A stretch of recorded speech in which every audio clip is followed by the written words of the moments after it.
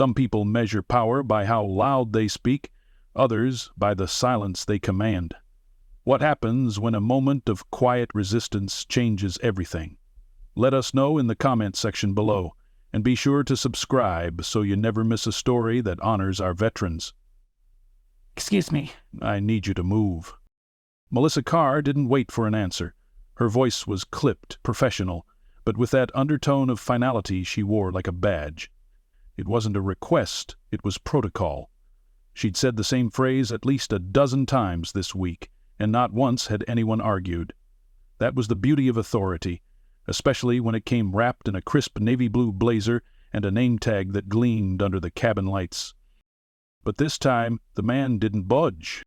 He sat in 14C aisle seat, forward cabin, his hands resting calmly on his thighs, one thumb rubbing the edge of a weathered boarding pass. No headphones, no phone. Just an old canvas jacket folded neatly on his lap, and a small dog tag glinting faintly beneath his collar. He blinked up at her, not confused, just steady. "I'm assigned this seat," he said quietly. Melissa glanced at her tablet again, lips tightening. "Yes, sir, but we have a family with a toddler. They requested to sit together, and this is the only configuration that works. I understand it's inconvenient, but we'll need your cooperation. You'll still have an aisle seat." His eyes, gray and sun-softened, flicked past her to the mother already settling in across the row, diaper bag exploding with toys and formula. The father stood behind Melissa, avoiding his gaze, awkwardly cradling the child. "Middle seat?" Jerry asked. 14E, Melissa confirmed, gesturing toward the cramped space between two passengers. He didn't say no. He didn't raise his voice or throw a tantrum or demand to see a supervisor. What he did do was inhale, deeply, slowly, and then push himself up with a quiet grunt, the motion revealing a stiffness in his knees that didn't quite match the rest of his deliberate, upright posture. The father gave a sheepish "thank you, sir," but Jerry didn't reply. He just moved. The jacket stayed neatly folded, placed now on his lap between elbows that would soon brush against strangers for the next 5 hours. Melissa turned quickly, already halfway down the aisle before the guilt could catch up to her. She didn't mean any harm. She had 128 passengers to get seated, a schedule to keep, and a gate agent in her ear reminding her they were 2 minutes behind. Logistics, not disrespect. But someone noticed. 3 rows back, Rachel Monroe had watched the whole thing. Noticed the way Jerry had stiffened, not in defiance, but with the kind of stillness that came from choosing dignity over drama. Noticed the tremor in his left hand when he lifted his carry-on. Noticed the face of a man who had probably stood at attention long before any of them had ever stood in a TSA line. She'd seen enough subtle injustice to recognize it when it wore a polite smile and carried a clipboard. Rachel didn't speak, not yet, but she reached for her phone, not to record, not to tweet, but to open her notes app, and she started typing. Names, seat numbers, what she'd seen. Her hands trembled slightly as she typed, but her conviction didn't. She didn't know who the old man was, didn't know where he'd served or what those dog tags had witnessed, but she knew this. He shouldn't have had to give up his seat just to make someone else more comfortable. The pilot hadn't even boarded yet. Meanwhile, Jerry settled into the middle seat, his frame still proud but clearly constricted. He closed his eyes briefly, perhaps to summon the patience required to breathe through 5 hours of tight quarters and aching knees. He'd endured worse. Of course he had. But still, something inside him sagged, just a little. Not because of the inconvenience, because of what it represented. No one had looked at him when the decision was made. No one had asked. The aisle passenger beside him, a teenager in a hoodie with oversized headphones, barely shifted to make room. The man at the window gave him a tight nod, then went back to reading something on his tablet. But in row 17, Rachel's notes were turning into something more. A message, a report, a story that needed to be told, not to go viral, but to go somewhere. Somewhere where someone might care. She opened her email app next. Captain Aaron Mitchell was still in the jet bridge, making his final log entries and skimming over the weather report. Former Air Force, now senior pilot with the airline for 12 years, he ran his cabin like he used to run his crew, decisively and with respect. Rachel's email wouldn't reach him just yet, but it would soon. Along with the CC to the airline's regional director and customer care liaison, she made sure of it. Melissa had moved on. The plane was boarding. Crying babies, luggage shoved in overhead bins, the usual pre-takeoff chaos. She wouldn't remember the old man's name. Didn't even ask. But Jerry Redmond wasn't looking for recognition. He was just trying to get home. And as the flight attendants armed the doors and prepared for takeoff, something else was already in motion. Quietly, purposefully, just like him. The engine hum had settled into a low, vibrating drone as the flight leveled at cruising altitude. Jerry Redmond sat wedged between the humming teenager and a man who hadn't once looked up from his economics report. The armrest wasn't his, neither was the legroom, but he sat still, hands folded over his jacket, the tips of his fingers tracing a silent rhythm over the soft canvas, as if reminding himself that there were still things in this world he could touch that had meaning. He hadn't meant to cause trouble, he never did. That's the thing about men like Jerry. They were trained to move quietly, endure more, and speak less. The aisle seat had been more than convenience. It had been necessity. The VA-issued brace beneath his khakis bit into the muscle of his thigh if it stayed bent too long. But Melissa hadn't asked, and he hadn't told. The seatbelt across his lap cut just enough into his gut to make breathing a mindful activity. He counted his breaths. In, out. Small. Controlled. He didn't want to draw attention, not now. But beneath the surface something deeper twisted, not from the pain in his knees, but from the echo of something he hadn't felt in years. In 1970 it had been a hospital tent near Quezon. He'd given up his cot to a younger Marine who'd taken shrapnel to the chest. He'd slept on the floor with ants crawling over his bandaged foot and hadn't thought twice about it. That's what you did. You gave what you had so someone else could breathe easier.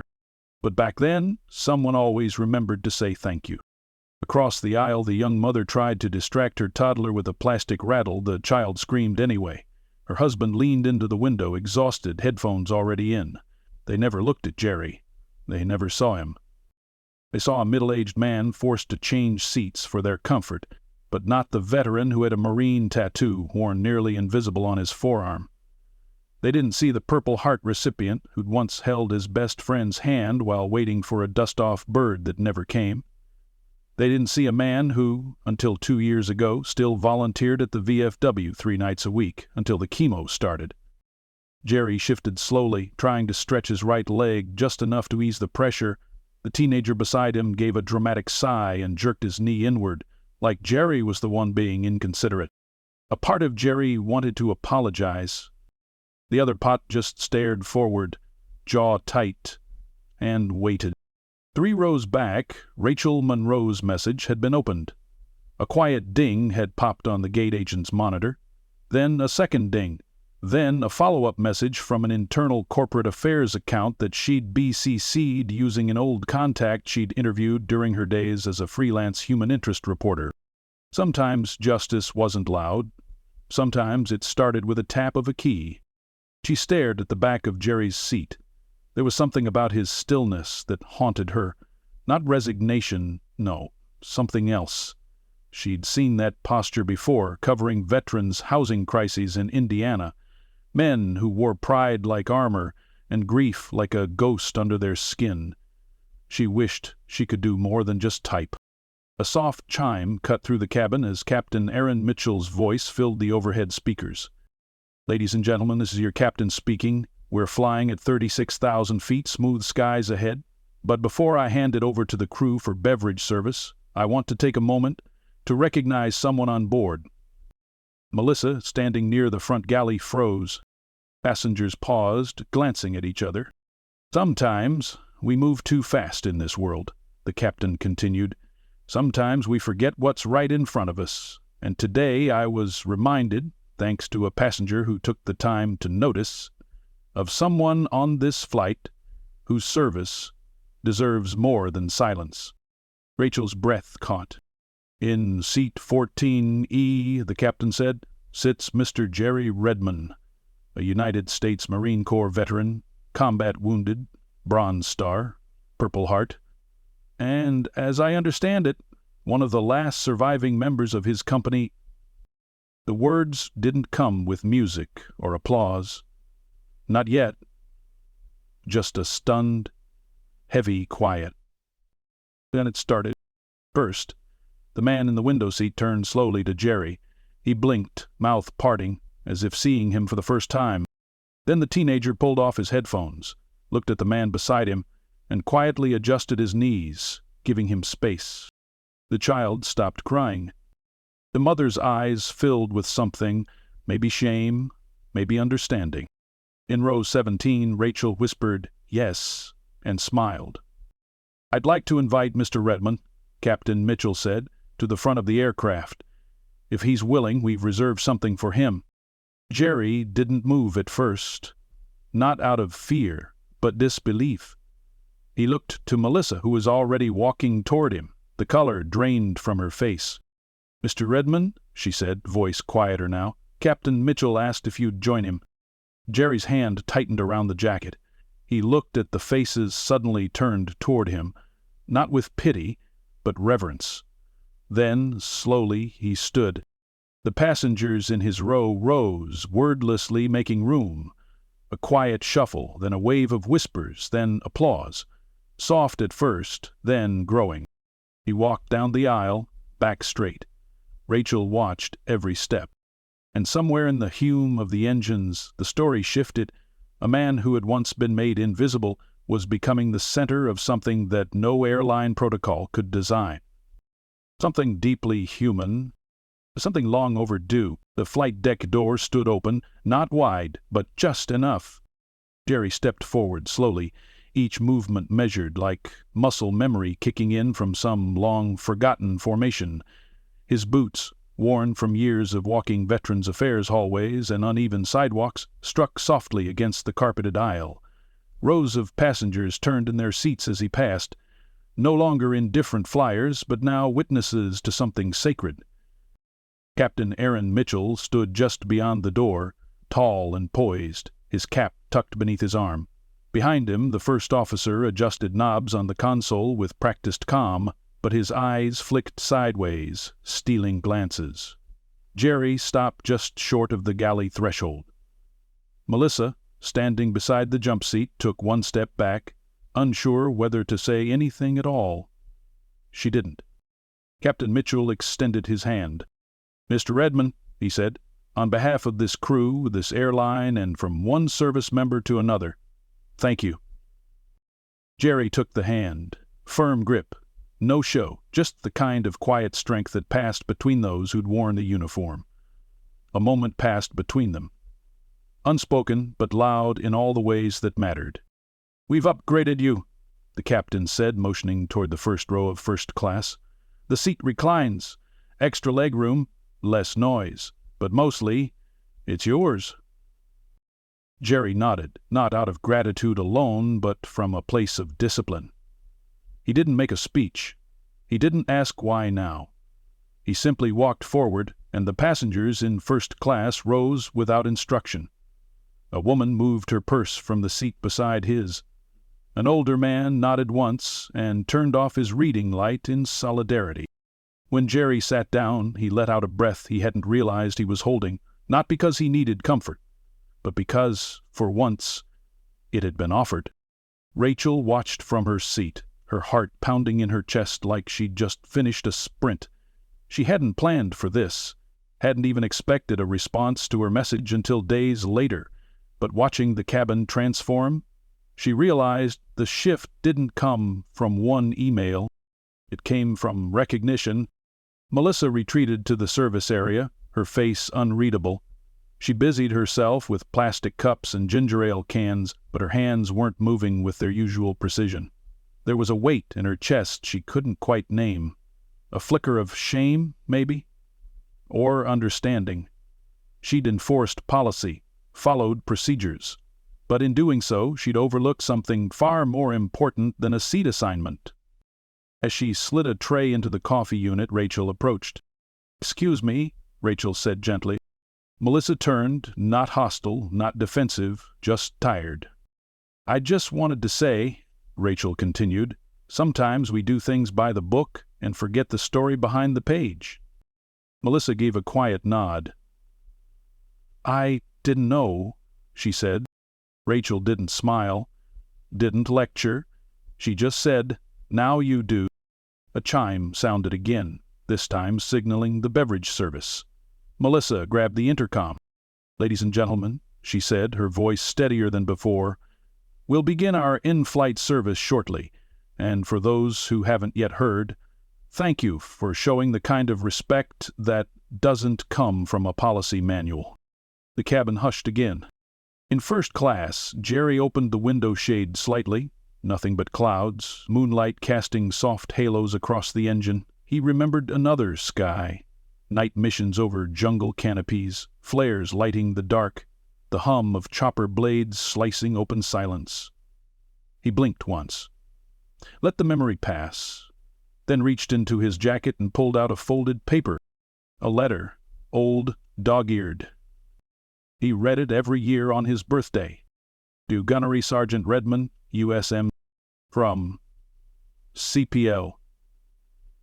Anthony Vasquez, Lima Company, 3rd Battalion, 5th Marines. Date, September 23, 1970. "You dragged me out of that crater with one arm and a shattered ankle, and I never said thank you. They told me you made it. I'm writing from the hospital in Bethesda. Doc says I'll keep the leg. Mom says you saved her son.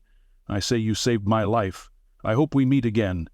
But if we don't, I want you to know, you're the kind of Marine I wanted to be.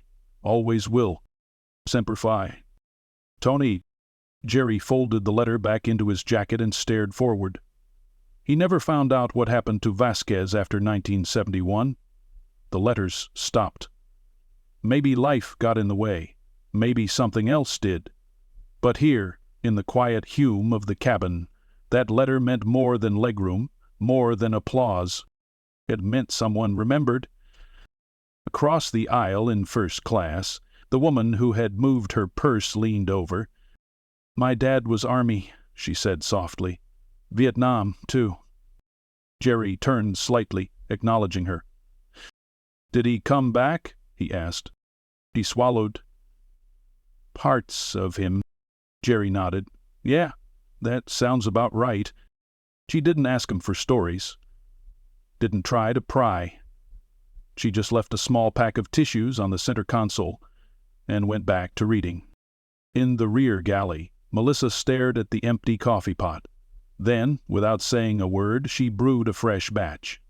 She poured 1 cup, black, just the way she assumed Jerry took it, and walked it up to row 1. "Here," she said. Jerry looked up. "Thank you," she added, quieter now. He didn't smile, but he accepted the cup. Then, after a pause, he said, "You didn't have to do that."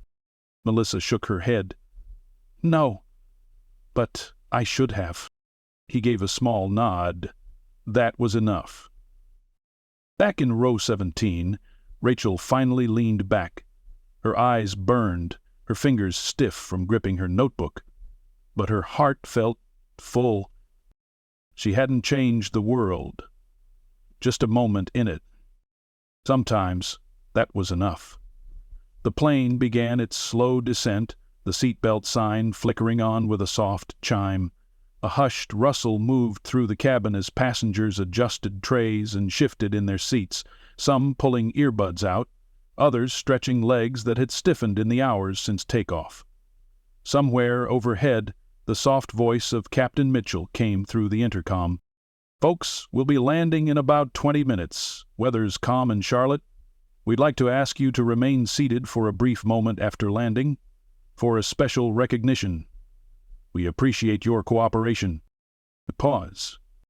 "And thank you for flying with us today." Jerry Redmond opened his eyes. He hadn't meant to sleep, not with so much thought swarming behind his eyes. But there was something about that first-class seat, the respectful silence, and the quiet hum of 30,000 feet that lulled him. He adjusted his brace beneath the seat, fingers brushing the letter in his coat pocket again, still folded like a pressed flag. Rachel Monroe turned toward the window as the skyline emerged, golden haze casting long shadows on the tarmac below. She'd spent the last hour trying not to let tears spill, not from sadness, but from the kind of ache that rises when something long ignored is finally acknowledged. She thought about her grandfather, Navy, Korean War. Died before she could ask him any of the questions she now wished she had. It wasn't just about Jerry, it was about all of them. She unbuckled her seatbelt as they touched down, but didn't stand. Neither did anyone else. The tires bumped lightly against the runway. The cabin lights glowed amber, and silence, rare and whole, wrapped itself around every row as the plane slowed to a stop. Captain Mitchell stepped out of the cockpit and walked down the aisle, not fast, not rushed, deliberate. The same way you walk in uniform when you know who's watching and why. He stopped in front of Jerry's seat. "Sir," he said, loud enough for the cabin to hear, "would you allow us to do something long overdue?" Jerry looked at him, not confused, not surprised, just calm, as if he'd known this might happen, even if he never expected it. Captain Mitchell turned to the cabin. "Ladies and gentlemen, before we disembark, I'd like to formally recognize a passenger who embodies courage, sacrifice, and humility. Gunnery Sergeant Jerry Redmond served in Vietnam. He earned a Bronze Star for pulling 3 wounded Marines to safety under enemy fire. He received the Purple Heart after being injured in a mortar blast, and today he showed every one of us what it means to carry honor. Not in words, but in action." The applause began as a single pair of hands, Rachel's, then spread like a wave down the aisle. Some passengers stood, others pressed their hands over hearts. One man, visibly shaking, saluted from halfway down the cabin. The toddler from earlier clapped too, not understanding, but caught in the rhythm of something larger than her. Jerry didn't stand. He didn't need to. The moment rose around him, reverent and still. His eyes shimmered with moisture, but he held steady. Captain Mitchell stepped back, and from the forward galley, Melissa appeared. She held something small, wrapped in navy fabric. "It's not much," she said, softer than before, "but we'd like you to have this." She handed Jerry a small commemorative pin, an eagle, globe, and anchor, the airline's logo etched discreetly below it.